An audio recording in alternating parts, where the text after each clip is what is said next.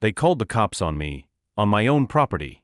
But they didn't know I'm the judge who can shut them down. If you love seeing HOA bullies get what's coming to them, hit subscribe, because this is just the beginning of justice stories like this. It all started on a Sunday evening. I was driving home after a weekend trip when my phone rang. "Sir, this is Officer Ramirez.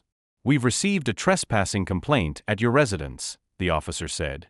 I laughed nervously. "My residence? You mean my own house?" "Yes, sir," he replied. "The HOA says a man matching your description broke into private property and wants him removed immediately." My stomach sank. The private property they were talking about was my land. I'd bought it years before the HOA even existed. Now, they were trying to kick me off my own property.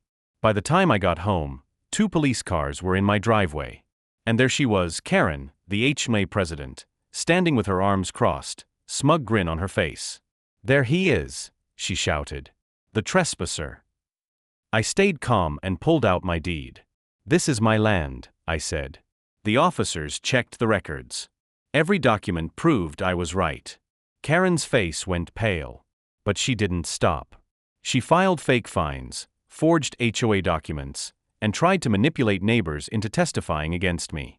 That's when I decided enough was enough. I called my clerk and scheduled a hearing.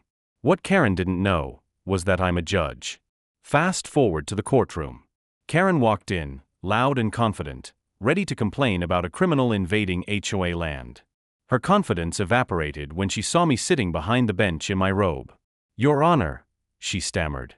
"Mrs. Davenport," I said calmly, "you're being charged with filing false reports, property fraud, and harassment. Let's proceed." She tried to argue, blaming confusion in the records, but every lie crumbled when the official county maps were displayed, showing my ownership line long before the HOA existed. By the end of the hearing, she was fined heavily, removed as HOA president, and ordered to issue a public apology. Walking out of the courtroom, I looked at her one last time. "Next time, make sure you know who you're calling the cops on," I said quietly. Outside, neighbors and even the officers smiled. Karen's arrogance had finally met real justice. The HOA learned a lesson that day: never underestimate someone who knows the law better than you. And me? I returned home, finally free from her intimidation, knowing the neighborhood could breathe again.